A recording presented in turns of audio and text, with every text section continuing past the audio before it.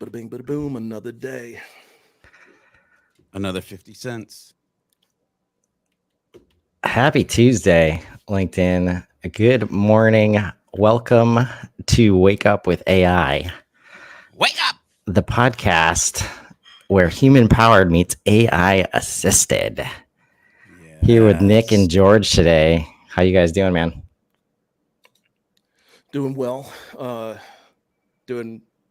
Doing well. Sorry, I got some shocking news not too long ago, a minute ago. I'm still trying to wrap my head around it, and I hope AI everything's news is one okay. thing. Yeah, no. Are you gonna be all right? I don't know. I'm thinking about myself, and this news made me think about what happens to me when I'm a decade older.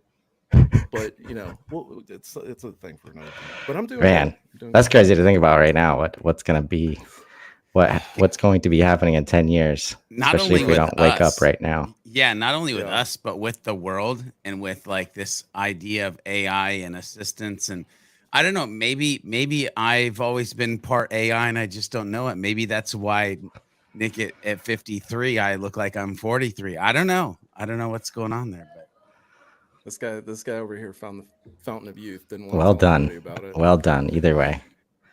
Thanks, Jeans. So we're showing up every day now, talking about the latest AI news, cutting edge tools and skill sets for everybody, for business owners, marketers, everyday individuals. I know Nico's been talking about some unlocks on the personal fronts at home. So whether you're looking to streamline your workflow or just stay ahead, maybe get ahead of the curve a little bit, we hope this is the right place for you. We want to help you rise and thrive, thanks to AI. Oh, nice. What are we talking about today? What's new, Nico? Boy, do I have something for you guys. So, yeah. Normally we would be talking about tools, but I'd like everybody to sort of know that to me it's not about the one thing. So, okay, I keep in touch with what's going on with the models because that's the core basis of what everything else is building off of. Realistically, I'm on the whole landscape. I'm looking at the software, the hardware, the chipsets, the materials that are making it, who's making the robots based on it, who's driving automations based off of it, who's building stuff based off it, everything. Some really interesting stuff about the longshoreman story, but probably get to that a little bit later this week, because what I found out today was utterly amazing to me, and especially to what I believe in and how I believe the future should go. There is a school with no teachers. What? There's a school with no teachers that only runs 2 hours a day. No. Now, before I tell you anything else, I just as a piece of evidence, before anybody says, this is impossible, if you want to go further impossible here, they run an Airbnb where their bookings are currently at $10,000, I believe. For how long?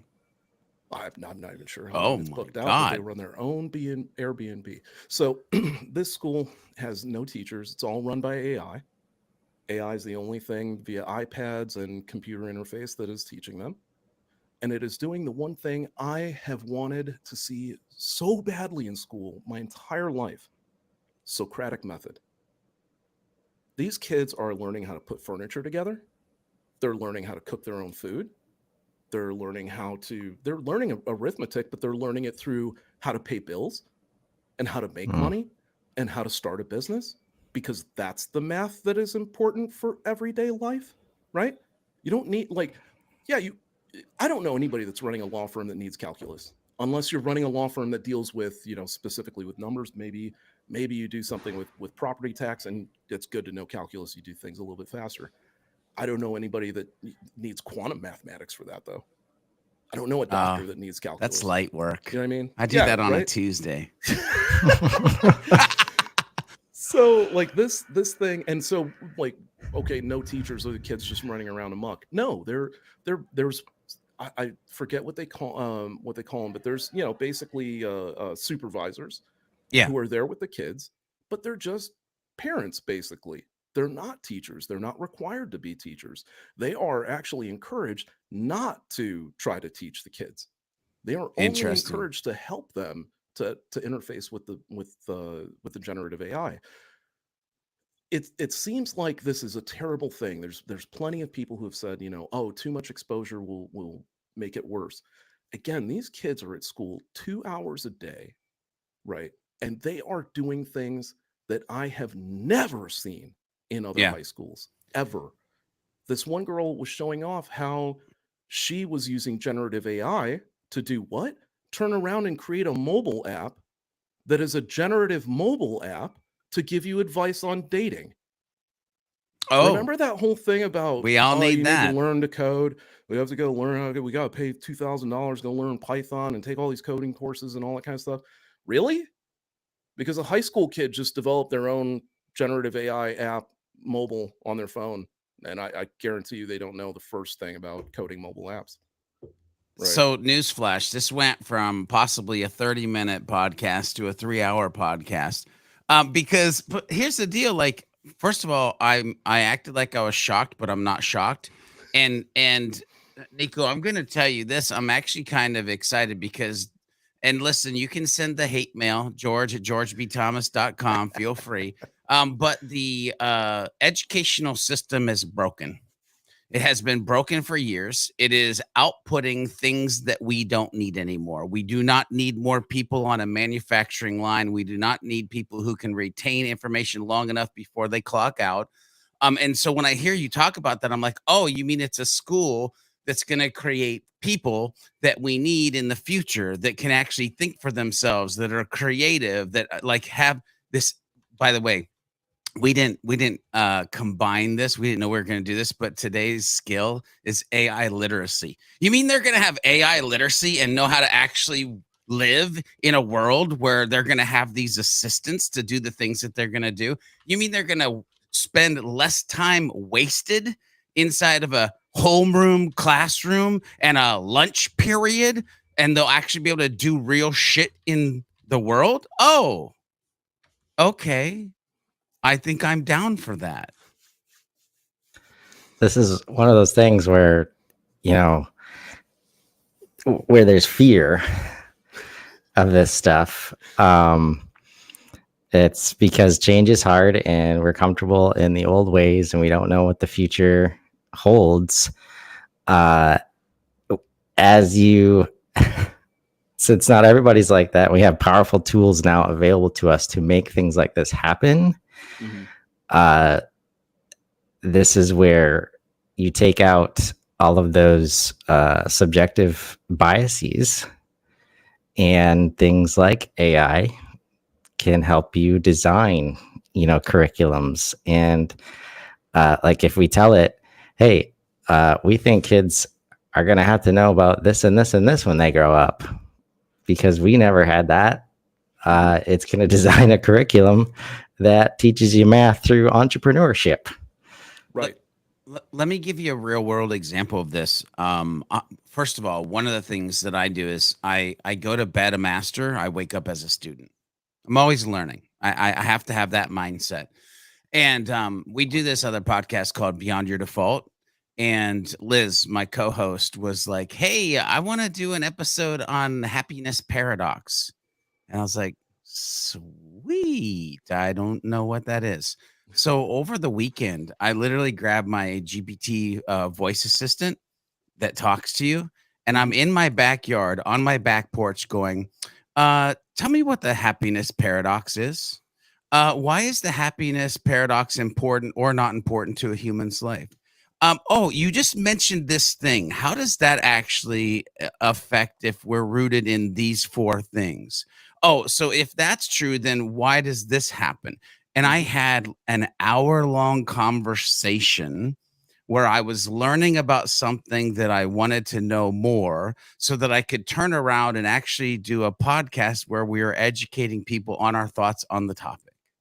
Yeah, I was talking to not to cut you off, I was talking to a colleague, and I had asked her because she just had a baby, And so I asked her, I said, what do you, this how I also figured out that she's probably a decade younger than me. I was like, well, what do you think of the day when, Teddy Ruxpin is teaching your kid? Oh. Right. And she said, who's Teddy Ruxpin? Yeah, she did. So I had to, she figured it out though. So we went with Tickle Me Elmo. But what happens on that day? And though she seemed initially, she seemed a little, not necessarily resistant to it, but, just trying to understand, wrap your head around it, which seems, it's very confusing for a parent until why? How many times your kid asks you why? Oh God. But Dad, why? But why? Dude. But why? Why is the sky blue? But how? Right? Now you have this thing that's with you all the time that answers those questions. Again, this Socratic method of teaching where, like yourself, how does this thing work? Why does this happen? You just kept asking why, how questions. Yep. Right? That's how you learn. Okay? And so you have this feedback. And to me, I got to tell you, I think this is the greatest thing to have ever happened to education. I know this is exactly what Sam and Dario and all these guys were talking about making education and intelligence free for everybody. Yeah. I can only imagine what it's like. I don't know how it's going to happen. I just hope that it does. And I don't necessarily know what it looks like. But all these states that we used to look down on, Mississippi, Alabama, Arkansas, for being too destitute to have the money to have the education programs. Why is our intelligence gated by money? Oh, bro. See, it's going to be a 3-hour podcast. It's going to. So like now it's not, right? Intelligence is free. No more blockades. So by the way, I'm just waiting. I'm excited to see what happens to the rest of America that's been kept from being able to learn like this at this rate and in this way. Well, let's talk about the blockade, which I want to hear what you mean by AI literacy, George. How does one go about that? How do you think, like, what are you getting at there? Yeah. So, and it's not as complex as it sounds. Like AI literacy is probably the smartest part of the whole thing that I'm going to talk about. But in other words, what I'm saying is learning the language of artificial intelligence. And the God's honest truth, AI is, as we just witnessed with Nico's, by the way, in a million years, if you asked me, what is Nico going to bring up this morning? I would not have said AI in education, but AI is shaking things up in education for business owners, for marketers, for sales pros, for everybody. Like AI is just shaking up the world. And here's the thing that I want to do before everybody gets anxious, because I literally was having this conversation this morning with you guys and fully understanding there are humans that would maybe hear this and they're like, they want to hurl. And there are humans that hear this and they get excited. And like teachers, if teachers heard that, oh my God, AI is stealing my job. Take a breath. Like, I want you to realize something that Nico said in there. There's at least still these guardians, whether it be like a parent or a teacher, or so maybe the teaching part of teaching changes, and maybe some of it is still leverage. But AI is not here. This radical change is not here to replace you. It's here to help you do what you do, only better. Imagine if teachers could be faster. Imagine if teachers could be smarter. Imagine if marketers and business owners could be faster and smarter. One of the things that really resonated at Inbound, in my Inbound talk, was when I said, you've never heard a carpenter complain that a hammer was going to take their job, or you've never heard that a doctor was going to lose their job to a scalpel. And people really resonated that. AI is your new tool. It's your new assistant. You need to learn how that tool works. A construction worker gets great after swinging a hammer for like a long time. A doctor has to go to school and use the scalpel for a long time. You need to understand your assistant and use your assistant. To get the most out of it, you need to understand it, right? And that's where AI literacy comes in. So what is this AI literacy? It's learning a new language, or like learning a new language, except you don't need to memorize like conjugations, and you don't have to have a perfect accent and all that kind of crazy stuff, right? You just need to, this is the most important part of what I think what I'm going to say for this skills section. You just need to know enough to make it work for you. Mm-hmm. You just need to know enough to make it work for you. You don't have to be a coder or a tech wizard, but understanding the basics of how AI works and what it can do will give you a serious advantage over those humans that are ignoring it or just Heisman trophying it. Like, I get it out of here. I don't care. It can run me over. It's your secret weapon. Like, if we take this back into the business realm, because I think that's most of the viewers or listeners, like, it'll help you analyze data. It'll help you automate tasks. It'll even help you create some of the dopest content that you could ever create, like quicker, more impactful. But the trick is you've got to know how to wield it effectively if you want to stay ahead of the game. Think of it like this. Like, and I think this is the cool part for me, the part that I've learned along the way. You don't need to know how to build AI systems. Now, while Nico wants to probably do that, you don't have to do that. You just need to know how to use them. Like, we do this in everyday life, right? Think of a car. Or think of AI like a car. You don't have to be a mechanic who knows how to put the engine together from scratch or what the alternator is or what this like vacuum hose does. You just need to know how to get in the damn driver's seat and drive it. And by the way, use the GPS to get to your destination. And we all do that when we get in a car. Here's the thing that I want to just put in a bug in people's ear.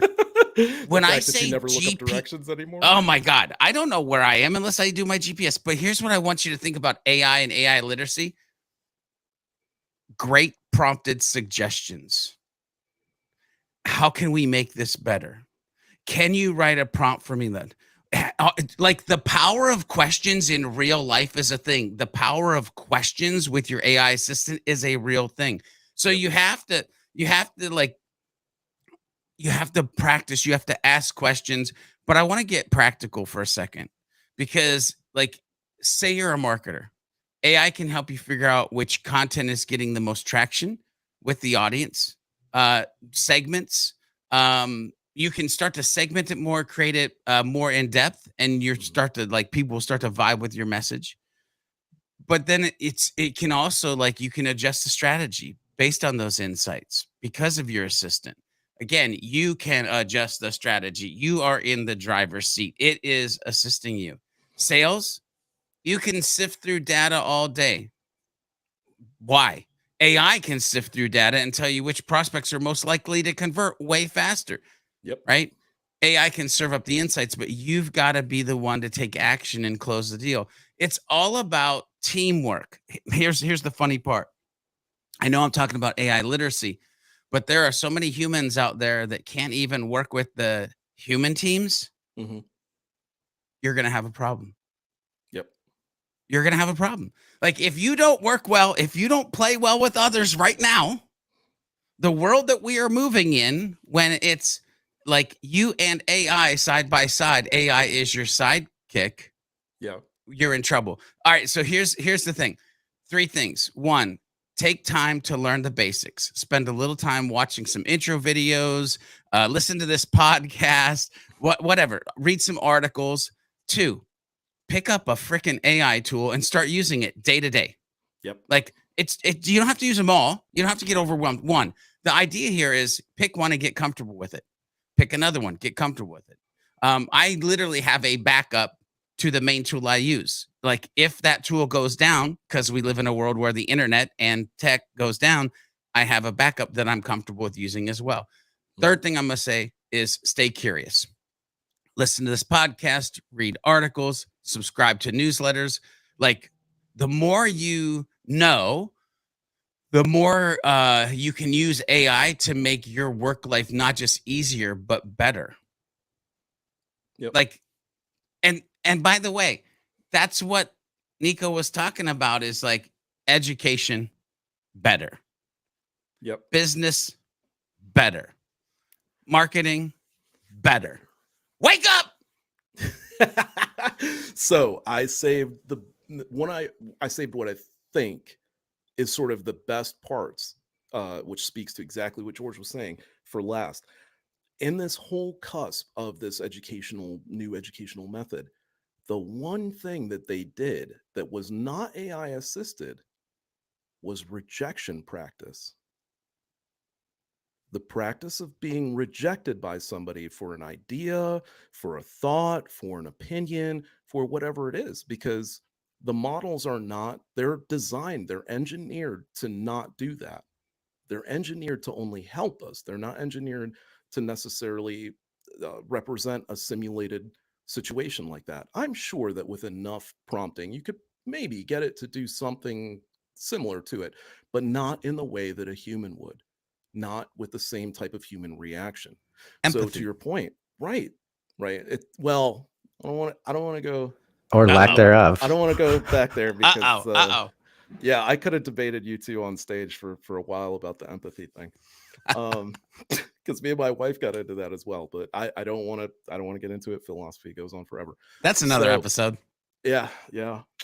But what I thought was interesting about that is, again, what you said about marketing. It's like, yes, we use this as a tool, but we also, again, not only have the human verification aspect of it, but we also have the human verification of how people are using the tool, right? So even when it comes to managers, are you using it effectively? When it comes to team members, are you able to get the same output as I am?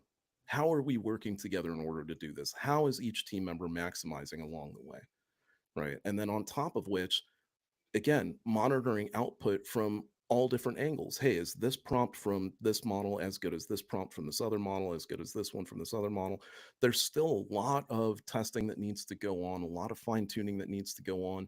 And at the end of the day, it's human hands that are on it, right? And when it comes to teaching, yeah, okay, there's going to be this method where the computer handles all the positives, but maybe it is the human teacher that handles all the emotional things that the machine can't deal with. So now teachers take on a different role rather than having to themselves remember gobs and gobs of information, right? Their main goal is to teach a child, teach a person how to interact and how to understand the world around them, more so than just, hey, here's our book lesson, here's your pop quiz, let's get her done. You're breaking my brain right now, because I immediately go to, well, that means that when you're getting hired to be an educator, there's definitely a double down on making sure that we have good humans in the seats to do this new thing that they have to do. Because, and I'm not beating up educators, by the way. I love educators. I feel like I'm an educator. I love educating people. But sometimes anything we do becomes a job. And when growing our future humans becomes a job and not a passion, we have reached that moment. Anyway. Yeah. No, I think this is where there is no shade on the actual people in the classroom, because so often they're not put in a position to be successful, and they have to teach to the test and not teach, for knowledge and understanding and all these things that Nico mentioned.